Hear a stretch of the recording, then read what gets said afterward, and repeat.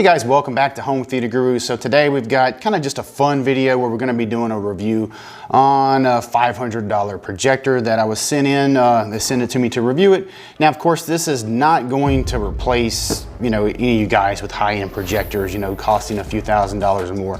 This isn't going to replace that. This is just for the guys or gals that want maybe something for their kids' room, or they're just starting out. They just want something budget-wise. They're not looking to, get into it too serious. I'm gonna bring it in the theater room where we've got the JVC set up, but I'm gonna project it on the screen in, pitch black darkness, and we're just gonna see how it does. Maybe it's gonna surprise us and, just have a little more pop than I'm expecting out of it. It's got Netflix and Prime Video, YouTube, everything preloaded. Now, it is kind of cool that it has speakers on board, so maybe they'll be pretty decently sounding speakers. We'll see. They've got 36 watts, 2.2 channels. It's got Smart Web OS, Dolby Audio, various sound modes for different types of videos, autofocus and auto keystone. The autofocus and auto keystone, that could be pretty cool, so we'll test that out and see how well that works. And they're claiming exceptional image quality. So, of course, that depends on, what your definition of exceptional is. So we're gonna see. We're gonna see how it holds up and how it, how it actually performs. Maybe it's gonna surprise us. Now, if I didn't already say it, this is the Aurzen Boom 3. So let's go ahead and get it out of the box. We'll look at it, look at the remote. It's got a kind of cool looking remote. I can see it on the side right here. We'll go ahead and look at it visually, and then we'll bring it into the theater and actually see what it can do.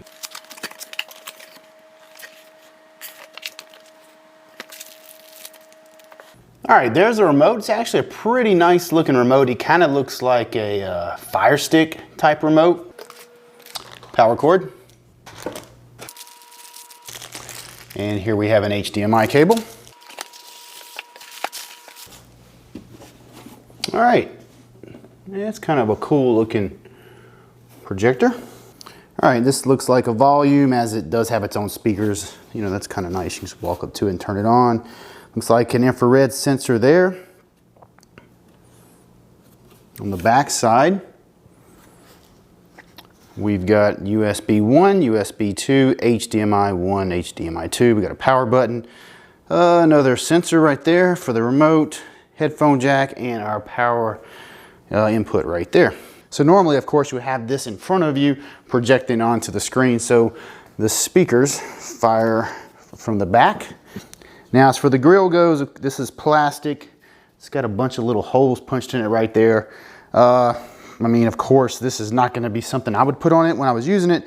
With this much plastic and these holes, if it does have good audio, that's really going to hurt the sound, so we'll test it with and without. Okay, on the speakers, I did get clarification. It's 2.2 because here we have basically a stereo set with a tweeter and a woofer, and then this right here, you can actually see it vibrating or getting after it whenever there's some bass scenes. This right here is a little transducer, I guess like a little woofer, and then there's another one inside the unit, so that's where they get the 2.2. This snaps right on. Nice clean fit. It's a nice looking little projector. It's all cloth. It kind of wrapped all the way around it. So in this, of course that's plastic, you're not going to get metal at this price point. It's got a little leveling foot right there. And it's got a place to mount it right there in the bottom. Threaded insert. All right. Hey guys, so this is actually a week after we did the unboxing. I'm reshooting everything just because the projector has kind of surprised us in the way that we would actually use it.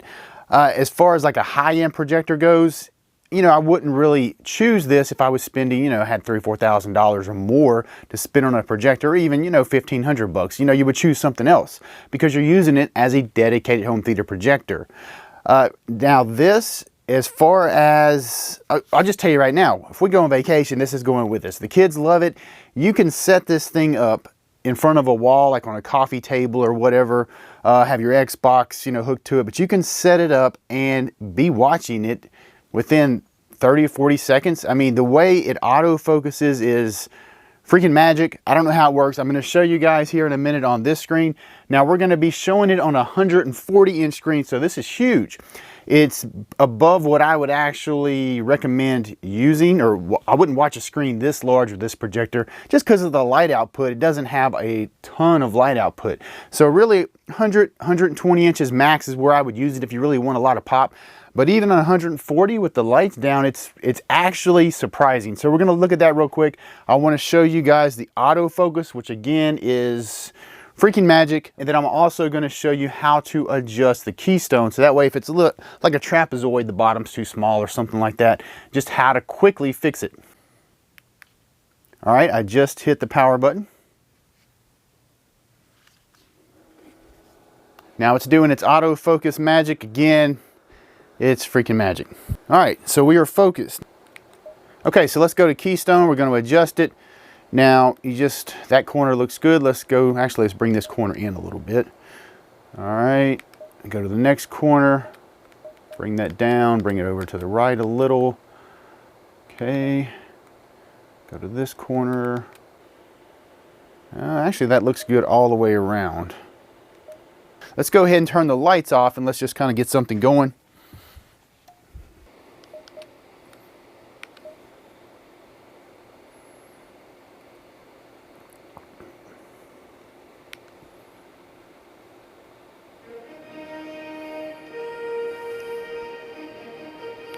Now I do want to say the speakers, I would compare them to a decent sound bar, like a budget sound bar. So I was surprised by how good the sound is out of this thing. I mean, it's very good for what you would use it for. Vocals and everything are real clear. It's got some good sound.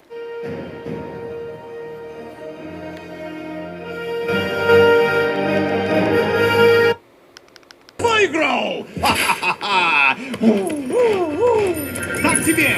Понял? That girl, the girl next door, Mary Jane Watson. Sure, sloths move more slowly than time itself, well and truly earning one of the 7 deadly sins as its title.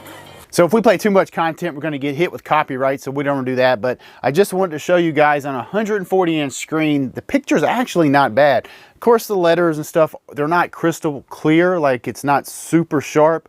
But when you're watching content, it's perfectly fine. And given, you know, the price point that we're at, we can accept that, or at least I can. I think that's, you know, it's fine. It's a fun projector. That's not really how you're going to use it. I wouldn't use it in here, even though it does have the threaded insert on the bottom. In the instructions, it shows that it can be mounted upside down, like on a ceiling. But I wouldn't use it for that. Like I said, this would be what we would take on vacations, or if the kids want a game in the bedroom where they don't have a TV, they just want to quickly throw this down on the floor and get to gaming and having fun. So it's super quick and easy to set up in that kind of a way. All right, so I'm gonna take this now. We're gonna go into the bedroom and we're gonna look at how quick it projects onto the wall. And I wanna show you guys the image quality on a little bit smaller screen. Just hit the power button.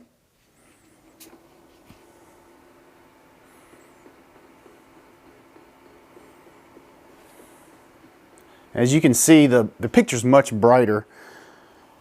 Whenever with a smaller screen, it's definitely brighter. All right, let's go into here and adjust keystone. Okay, that bottom. Okay, we can't go out, so we're gonna have to bring this in. That looks good. That looks good. That needs to go a little that way. All right, I'd say we're good. Let's go ahead and do autofocus one more time. Now that we've got our edges like we want.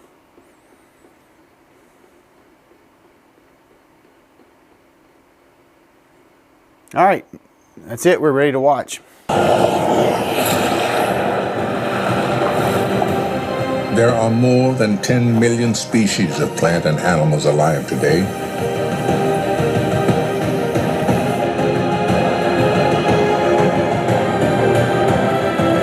And yet, they are just 1% of all species that have ever existed. All right, so let's get a measurement and see how big this screen is. Now, I should have grabbed a better tape measure. All right, so that ended up being 100 inches diagonal, so that was a really large screen. I would keep this around 100 to 120 inches max, just because of the light output. You get above that, it's gonna start struggling a little bit because it's just, you know, it's not a super bright projector, but you know, 100, 120 inches it's not a small screen. All right, so we do have different video modes and different audio modes, different sound modes. As far as the video modes go, we have standard, vivid, sports, cinema, and user.